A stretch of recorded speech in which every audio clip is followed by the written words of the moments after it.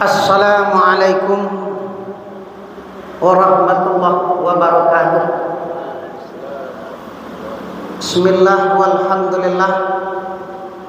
Asyhadu an la ilaha illallah wahdahu la syarikalah wa asyhadu anna Muhammadan abduhu wa rasuluh sallallahu alaihi wasallam la nabiyya ba'da. Amma ba'du fa ya hadiral muslimin wal muslimat jemaah zuhur Masjid Taqwa Muhammadiyah rahimakumullah. Ittaqullaha haqqa tuqatih wa la tamutunna illa wa antum muslimun. Faqala Allah Ta'ala fil Qur'anil Karim. A'udzu billahi minasy syaithanir rajim. Bismillahirrahmanirrahim. Ma asaba min musibatin illa biiznillah wa may yu'min billahi yahdi qalbah wallahu bikulli syai'in alim. Shadaqallahul azim. Al-Quran surat At-Taghabun ayat 11. Terjemahannya, berlindung kita kepada Allah dari godaan syaitan yang terkutuk dengan nama Allah yang Maha Pengasih Maha Penyayang. Tidak ada satupun musibah yang menimpa setiap diri orang mukmin itu melainkan semuanya adalah seizin Allah. Barang siapa yang mampu menghadapi ujian Allah itu dengan penuh keimanan, dengan penuh sabar dan syukur, maka Allah akan selalu membimbing hati mereka. Dan Allah Maha mengetahui segala sesuatunya. Maha benar Allah dengan segala firman-Nya. Kaum muslimin wal muslimat, jemaah zuhur Masjid Taqwa Muhammadiyah yang dirahmati Allah. Tema kajian zuhur kita pada saat ini adalah mengambil iktibar dari sebuah bencana. Sesungguhnya 2 di antara 5 isi pokok kandungan Al-Quran itu adalah: pertama, isi pokok kandungan Al-Quran itu ada janji dan ancaman. Dan yang kedua berisikan kisah-kisah dan sejarah. Ketika saudara-saudara kita, Bapak dan Ibu, ditimpa oleh gempa Cianjur, Garut, pelajaran yang harus kita lakukan adalah kembali kepada Al-Quran. Kembali kepada Al-Quran. Betapa Allah Subhanahu wa Ta'ala sudah mengatakan dalam Al-Quran, wa khuliqal insana dha'ifa, dan manusia itu tidaklah kami ciptakan melainkan bersifat lemah. Kita ini lemah, sangat lemah. Walaupun kita dilebihkan dari segi kekayaan, tetap lemah. Walaupun kita dilebihkan Allah dari segi jabatan, kekuasaan, namun kita tetap lemah. Kelemahan itu akan semakin kita rasakan ketika berhadapan dengan ujian Allah, ketika berhadapan dengan musibah Allah. Coba bayangkan, kami baru pulang itu, menginjakkan kaki pulang utama, ya Pak ya, baru sampai sini dapat berita Cianjur ditimpa bencana gempa. Gubernurnya mengatakan bahwa Cianjur yang ditimpa gempa itu tidak sampai 1 menit, Pak, hanya 33 detik. 33 detik, tidak sampai 1 menit. Lebih 13.000 rumah luluh lantak. Berapa kerugian kita itu, Ustaz? Ya, ada kekuatan manusia, katakanlah rudal, nuklir, segala macam yang berkekuatan seperti itu? Tidak. Itulah kebesaran Allah. Oleh karena itu kaum muslimin sedang jemaah zuhur rahimakumullah, ketika terjadi bencana, kembalilah kepada Al-Quran. Jangan dicari alasan lain. Kami termasuk yang kurang sepaham ketika terjadi bencana, lalu ada dai-dai kita yang mengambil dalil-dalil hasil pikiran manusia. Ya, kajian ilmiah. Padahal Bapak Ibu kaum muslimin sedang jemaah zuhur rahimakumullah, menurut seorang bapak ilmu alam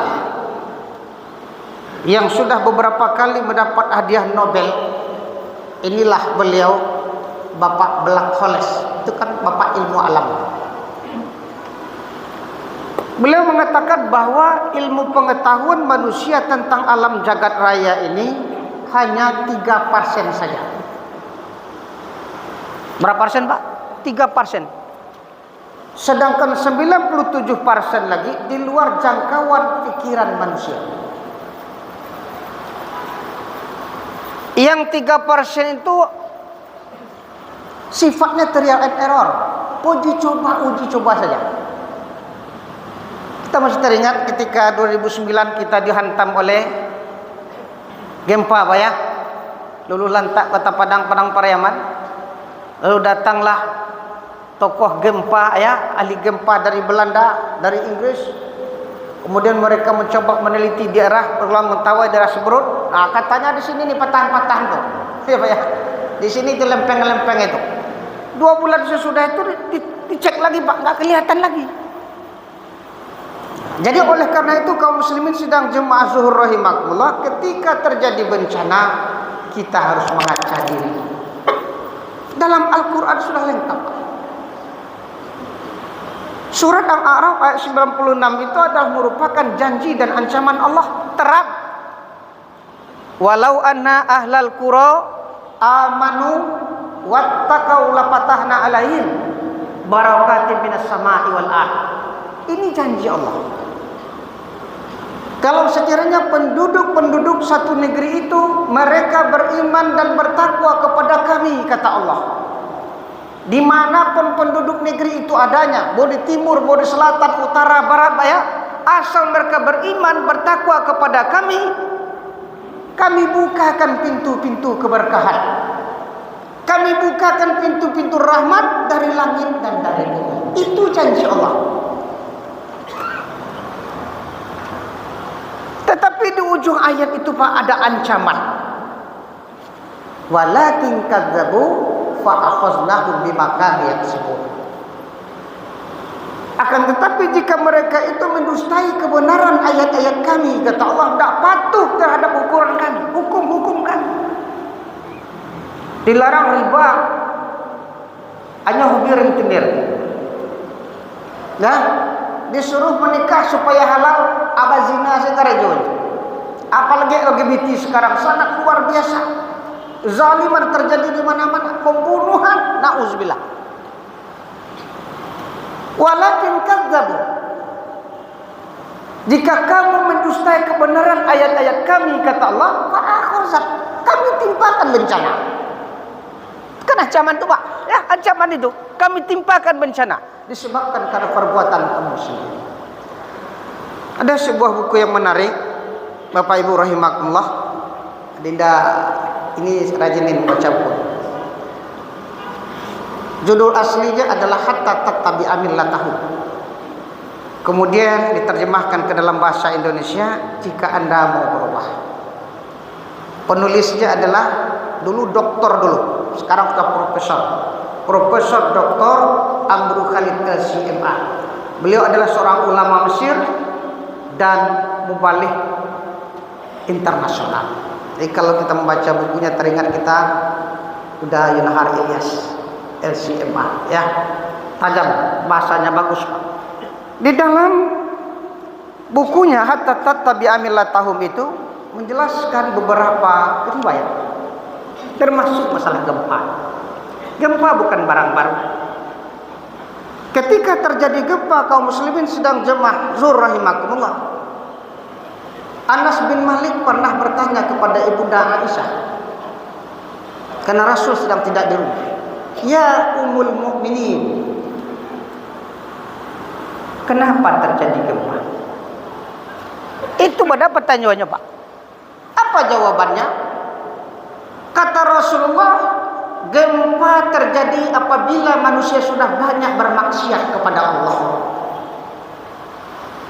Itu jawabannya, Pak.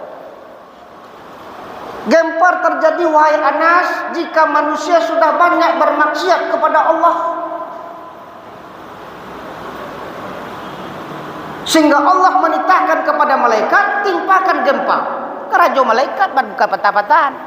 Ya, karajo malaikat atas perintah Allah, timpakan gempa. Ini sejalan dengan Al-Quran.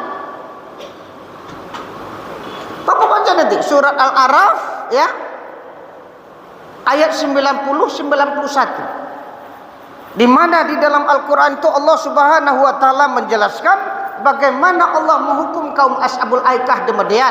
Kaum Ashabul Aikah kok adalah kaum Nabi Syuaib alaihissalam. Kaum Nabi Syuaib kok kaum muslimin sedang jemaah zuhur rahimakumullah, kaum pedagang. Kok kok banyak pedagang kok. Tapi jadikan ini pelajaran.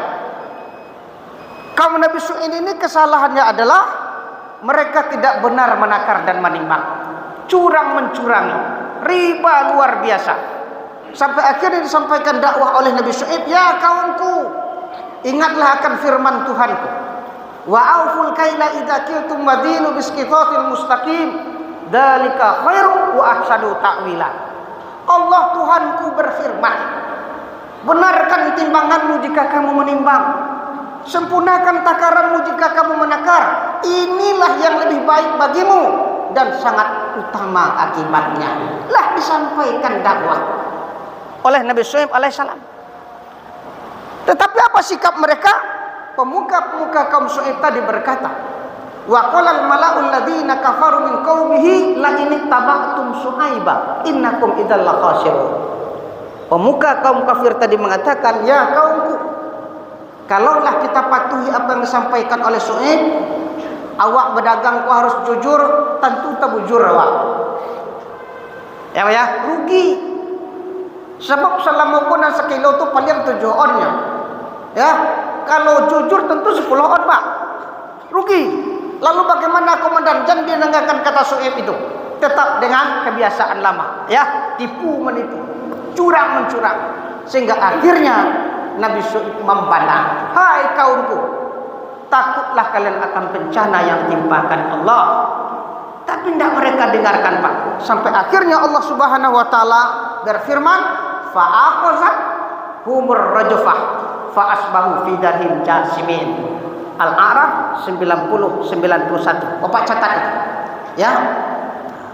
Lalu kami timpakan gempa kepada mereka, sehingga jadilah mereka mayat-mayat yang bergelimpangan di bawah reruntuhan rumah mereka sendiri. Quran bicara, bukan patahan-patahan. Assalamualaikum warahmatullahi wabarakatuh.